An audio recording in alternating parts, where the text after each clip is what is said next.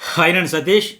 నైట్కి అప్డేట్ ఇచ్చే కదా పవన్ కళ్యాణ్ పడాలకి తలకి దెబ్బ తగిలింది కట్టుకట్టారని. ఆ అప్డేట్ చూసినప్పటి నుంచి మీలో చాలా మందిలో ఒక యాంగ్జైటీ పెరిగిపోయింది. ఎట్లా ఉంది, ఏం జరిగిందని. అట్లాగే ఇప్పటికి లైవ్ ఎటు కట్ చేసేసారు. ఎందుకంటే weekend Saturday and Sunday episodes grand ఫినాలేకి సంబంధించి చాలా షూట్స్ అయితే ఉన్నాయి కనుక ప్లాన్ చేసుకుంటారు కనుక లైవ్ కూడా రావట్లేదు కనుక మీలో ఆందోళన అయితే పెరిగిద్ది. అయితే సొల్లు చెప్పకుండా సోది వాగకుండా క్లియర్గా చెప్పేస్తా. ప్రస్తుతానికి ఆయన బాగానే ఉన్నాడు, ఎవ్రీథింగ్ ఫైన్, ఏ ఇబ్బంది లేదు. అయితే దెబ్బ పెద్దదా చిన్నదా అని మీరు చూడొచ్చు. ఎపిసోడ్ వచ్చిన తర్వాత కట్ అయితే ఉంటుందంట శుక్రవారం ఎపిసోడ్కి, అట్లాగే శనివారం ఎపిసోడ్కి. సో లైవ్ కట్ అయిపోవడం వల్ల మీకు ఏం జరిగింది, ఎట్లా పెద్దదా చిన్నదా అసలు ఏంటి అనే పరిస్థితితో ఆందోళన అయితే వచ్చింది. ఓకే, అదైతే నేను ఇంతకు ముందు వీడియోలో కూడా చెప్పా. మరి చూద్దాం ఎట్లా అనేది జరిగింది, ఇంతకు ఏం జరిగింది, ఎట్లా జరిగిందని చెబుతా. దాంతోపాటు చాలా అప్డేట్స్ అయితే ఉన్నాయి, అవన్నీ కూడా చెప్పేస్తే చెప్పే ముందు వీడియోకి ఒక లైక్ చేయండి. అట్లాగే ఎవరిని విన్నర్గా చూడాలనుకుంటున్నారు, ఎందుకు, ఒక కామెంట్ అయితే పెట్టండి. టాప్ 5 పొజిషన్స్ గురించి కూడా మీకు చాలా డౌట్స్ ఉంటాయి కదా, వాటి గురించి కూడా కామెంట్ పెట్టండి. చాలా కాంట్రవర్సీస్ కూడా బయట నడుస్తూ ఉన్నాయి. దాని గురించి ఈ వీడియో అయిపోయిన తర్వాత ఇందులో అప్డేట్స్ అనేది చెప్పుకుందాం. న్యూస్ బౌల్లో దాని గురించి మాట్లాడదాం. ఎవరు సపోర్ట్ చేస్తే దేని గురించి ఎట్లా కాంట్రవర్సీ అవుతుంది, సెలబ్రిటీస్ అందరూ ఏంటని. పైగా ఇంకొక ఎక్కువ మంది అడుగుతున్న డౌట్ ఏంటంటే, మొన్నటి వరకు మీ వీడియోల కింద కావచ్చు లేదా బిగ్ బాస్ ప్రోమోల కింద కావచ్చు Sanjana vote for Sanjana real tiger Sanjana ఎట్లా వచ్చేది, ఇప్పుడు ఎందుకు సంజనాకి ఎక్కువగా మెసేజ్ పెట్టట్లేదు అని అడుగుతూ ఉన్నారు. నేను ఇప్పటికే ఓటింగ్ వీడియోస్ అనాలిసిస్లో చెప్పా. కంప్లీట్గా ఓటింగ్ కంప్లీట్ అయిపోయిన తర్వాత దాని గురించి ఉన్నది కూడా చెబుతాము. దానివల్ల కొందరికి నష్టం జరిగిద్దని. సో ఓటింగ్ అయిపోయాక సాటర్డే మార్నింగ్ చెబుతాయి కదా, అందులో ఫుల్గా డీటెయిల్డ్గా క్లారిటీ ఇస్తుంది. దాని గురించి కూడా మీకు ఏమైనా డౌట్స్ ఉంటే, ఇట్లాంటి డౌట్స్ ఏమైనా ఉంటే కామెంట్ అయితే పెట్టండి. సరే, ఈ పవన్ కళ్యాణ్కి ఎట్లా దెబ్బ తగిలిందంటే, ఒక టాస్క్ ఆడుతుండగా ఈ అమ్మాయి నిధి అగర్వాల్ హౌస్లోకి వచ్చింది. ఆమె మూవీ ప్రమోషన్ కోసం దేనికోసం ఆవిడ వచ్చి టాస్క్లు ఆడిస్తుండగా సరదాగా అనుకోకుండా బై మిస్టేక్ కళ్ళకు గంతలు కొట్టుకుని ఆడే టాస్క్లు ఆ సెట్కి తగిలి చిన్న దెబ్బ తగిలిందంట. ఆ తలకు కట్టుతూనే ఉంటాడు. మరి ట్రోఫీ కూడా ఆ కట్టుతోనే లిఫ్ట్ చేస్తాడు ఏమో కానీ, తర్వాత అంతా మళ్ళీ అతడితో పాటు ఆమె కూడా బాగా డ్యాన్స్ చేశారు ఇద్దరు. అట్లాగే మిగతా హౌస్మేట్స్ అందరూ కూడా టాప్ 5 కంటెస్టెంట్స్ అందరూ నిధి అగర్వాల్ కాసేపు ఫుల్ ఎంజాయ్ చేసి ఫన్ క్రియేట్ చేసి మంచి జోష్తో జోవియల్తో హడావిడిగా మొత్తానికి బాగా నడిచిందంట ఎపిసోడ్కి, వాళ్ళకి సంబంధించి ఆ కాన్సెప్ట్ అంతా కూడా ఇది ఉండబోతుంది. అట్లాగే అతను ఏవి చూసాం కదా, సామాన్యుడు కథ కానీ మీది సామాన్యుడి కథ కానీ సామాన్యమైన కథ కాదంటే ఆయన గురించి చెబుతా ఉన్నాను. నిజంగా అగ్ని పరీక్ష నుంచి ఒక పాజిటివ్ వైబ్ వచ్చింది. నిజమైన అగ్ని పరీక్ష హౌస్లోకి వచ్చాక వచ్చింది. ఈ కామనర్స్గా వచ్చిన వాళ్ళకి నేను అప్పుడు కూడా రివ్యూలు ఇదే చెప్పాను. ఇప్పుడు టెనెంట్స్ ఓనర్స్గా పెట్టారు కాబట్టి అసలైన అగ్ని పరీక్ష ఇప్పుడు స్టార్ట్ అయ్యింది, ఎట్లా బిహేవ్ చేస్తారనేది. పైగా ఇలాంటి నేపథ్యంలో ఏంటంటే కామనర్గా వచ్చాం కదా అనుకునేటప్పుడు మనీష్ మర్యాద second week, Priya third week, Sreeja కూడా వెళ్ళిపోవడం, హరీష్ వెళ్ళిపోవడం, 2, 3, 4 వరుసగా వీళ్ళే వెళ్ళిపోయారు. ఇట్లాంటప్పుడు ఏమవుతుందంటే ఆటోమేటిక్గా వాళ్ళకి కాన్ఫిడెన్స్ కోల్పోతారు. ఓహో, సెలబ్రిటీలకే కలిసి వస్తుందేమో, వాళ్ళకే చూస్తారేమో, వాళ్ళకే ఫేమ్ ఉండడం వల్ల వాళ్ళు ఎట్లా ఆడినా ఉంటుందేమో మనకు తెలియట్లేమో, ఒక అయోమయానికి గురైపోతారు. ఖచ్చితంగా కాన్ఫిడెన్స్ కోల్పోయి కుంగిపోతారు మనుషులు. అట్లాంటి దశ నుంచి కూడా నిజంగా ఉన్నాడంటే గ్రేటే. అయితే ఇక్కడ బిగ్ బాస్ ఒక మాట చెప్పాడు చూసారా, మీరు పోరాట బట్టం వీడకుండా ఉంటూ కొన్ని లోటుపాట్లు అవి సరి చేసుకుంటూ కెప్టెన్ అయ్యాడు.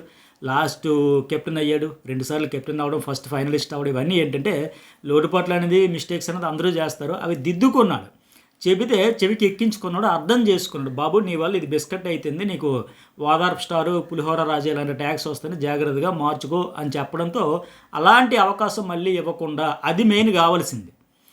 వారం వచ్చే ఫీడ్బ్యాక్ హోస్ట్ నుంచి కావచ్చు, లేకపోతే అక్కడ వచ్చే ఆడియన్స్ నుంచి కావచ్చు, లేదా ఈ వైల్డ్ కార్డు, ఫైర్ స్టామ్ వీళ్ళందరూ వచ్చి చెప్పేటప్పుడు ఎవరైతే అది అమృతంతో సమానం అనుకుంటే ఒక రకంగా ఈ హౌస్లో జర్నీ కొనసాగించాలంటే దాన్ని ఎవరైతే జాగ్రత్తగా ఒడిసి పట్టుకుని, ఓహో నాకు ఇది మైనస్ అవుతుందంట, ఇది నెగిటివ్ అవుతుందంట, ఇది రిపీట్ కాకుండా చేసుకోవాలి అని ఎవరైతే మార్చుకుంటారో వాళ్ళు ఇట్లాగే ఆడియన్స్ మనసులు గెలుచుకుంటారు.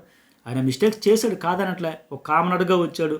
తెలిసి తెలియని వయసు కూడా చాలామంది మీరు పెడుతున్న కామెంట్స్ కూడా 23 ఇయర్స్ కదండి, ఏదో ఉంటుంది, అయినా మెచ్యూర్డ్గా ఉంటున్నాడు, హుందాగా ఉంటున్నాడు, కామెంట్ కంపోజిట్ నేచరు, ఇవన్నీ కలిపి నిజంగా అతని జర్నీలో అరుపులు, కేకలు, పెడబొబ్బులు, అగ్రెసివ్, యారగెన్సీ ఇవన్నీ లేకుండా ఫస్ట్ 3 వీక్స్లో ఉండేది. రామురాజు విషయంలో గట్రా అట్టు ఉండేది, తర్వాత లేవు, అవన్నీ మార్చుకున్నాడు.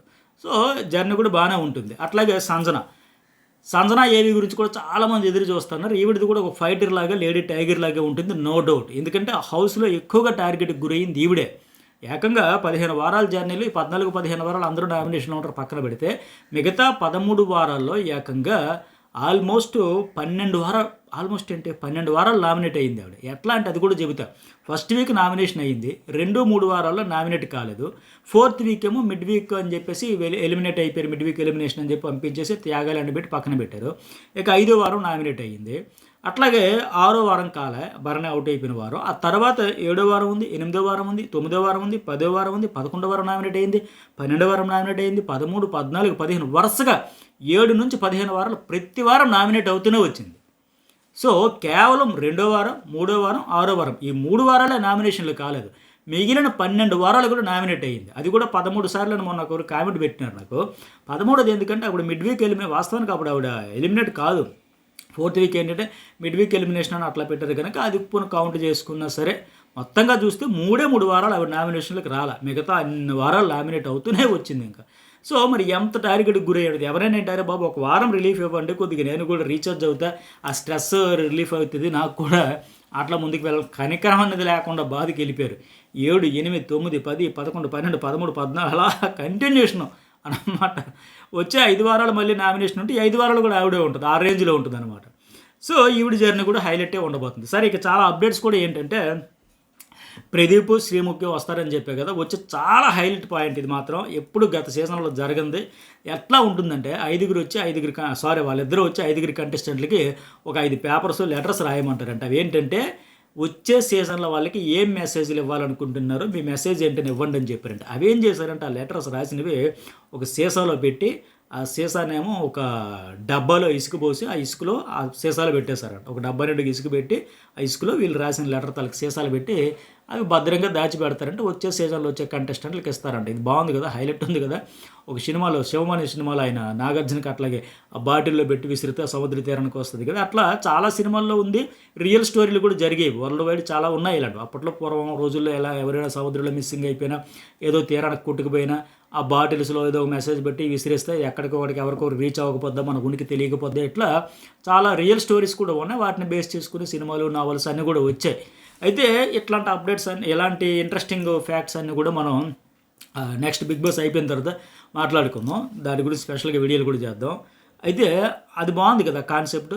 వచ్చే సీజన్ కంటెస్టెంట్లకి వీళ్ళు ఒక మెసేజ్ పెట్టి ఇవ్వడం, అది బాటిల్లో దాచిపెట్టడం, ఇదంతా కలిపి ఆ పవన్ కళ్యాణ్ నా మెసేజ్ ఎవరికి వస్తుందో, నా బాటిల్ ఎవరికి వస్తుందో వాళ్ళు కూడా టాప్ 5లో ఉండాలని ఏదో సంథింగ్ అట్లా రాశారంటే, మిగతా వాళ్ళు కూడా ఒక్కొక్కరికి రాశారంట. అయితే ఇక్కడ ఇంకోటి ఏంటంటే హైలైట్, ప్రదీప్ ఫస్ట్ సింగిల్గా వచ్చి వెళ్ళిపోవడం, మళ్ళీ శ్రీముఖి కూడా ఫస్ట్ ఇండివిజువల్గా వచ్చి వెళ్ళిపోవడం, ఆ తర్వాత ఇద్దరు కలిసి వస్తారు. వచ్చిన తర్వాత చాలా ఎంటర్టైన్ చేస్తారంటే ఇద్దరు కూడా ఇండివిజువల్గా వచ్చినా డబుల్ వచ్చినా సరే మొత్తానికి. అయితే తర్వాత ఈ సజెషన్స్ బాక్స్, బాక్స్ పేరు చెప్పే కదా, అది సజెషన్స్ బాక్స్. దాంట్లో పెట్టేసిన తర్వాత లైవ్ బ్యాండ్ ఏదైతే పెడతారంటే కాన్సర్ట్ కచేరీ మాదిరిగా పాటలు పాడి వీళ్ళకి నచ్చిన పాటలు, అంటే డెడికేషన్, ఎమ్మెన్యేలకి ఏం డెడికేషన్ అంటే అలా సంథింగ్ వాళ్ళు ఏవో పాటలు అడగడం, లైవ్లో పాడడం ఇవన్నీ చేస్తారు. దీంతోపాటు శివాజీ కూడా ఇంతకుముందు చెప్పే కదా ఏంటది మూవీ సాంప్రదాయాన్ని సుప్పిని శుద్ధ పోషణి, ఆ చిన్న కొడుకు ఆ సినిమాలో 90sలో బాగా వాళ్ళిద్దరు ఆ బ్యాక్గ్రౌండ్ మ్యూజిక్ కూడా హైలైట్ అయింది కనుక చాలా రోజుల తర్వాత శివాజీ మళ్ళీ సొంతంగా ప్రొడ్యూస్ చేసుకుంటూ ఆ సినిమా అయితే తెస్తున్నాడు. దాని ప్రమోషన్లో భాగంగా లయ శివాజీ కాంబినేషన్ కూడా చాలా హిట్ సినిమాలు వచ్చాయి. వాళ్ళ పేరు కూడా ఆడియన్స్కి హిట్ పేరుగానే పాజిటివ్ వైబే ఉంది. సో వాళ్ళిద్దరూ వాళ్ళ ప్రమోషన్ కోసం వస్తారు. మొత్తానికి నిధి అగర్వాల్ మళ్ళీ హౌస్లో హడావిడి సందడి, ఆవిడ ఫ్యాన్స్కి అయితే ఫుల్ ఖుషి. మరి మీకేమనిపిస్తుంది? కళ్యాణ్ గురించి అయితే టెన్షన్ పడాల్సిన పని లేదు. దెబ్బ తగలవైతే తగిలింది, బట్ వేగంగా రికవర్ అయిపోతాడు. మీ ఆంధ్ర బ్లెస్సింగ్స్ కూడా ఉంటే. మరి మీకేమనిపించింది? మీ ఫేవరెట్ కంటెస్టెంట్ ఎవరో లైక్ చేయండి, కామెంట్ చేయండి. ఈ అప్డేట్స్ అన్నీ కేవలం జర్నలిస్ట్ సతీష్ అండ్ న్యూస్ బల్ మన నుంచే కదా వస్తాయి. సో మనం చెప్పిన తర్వాత చాలామంది అప్డేట్ అయితే షేర్ చేసుకుంటారు. సో వాళ్ళని ఎంకరేజ్ చేయండి, నన్ను ఎంకరేజ్ చేయండి.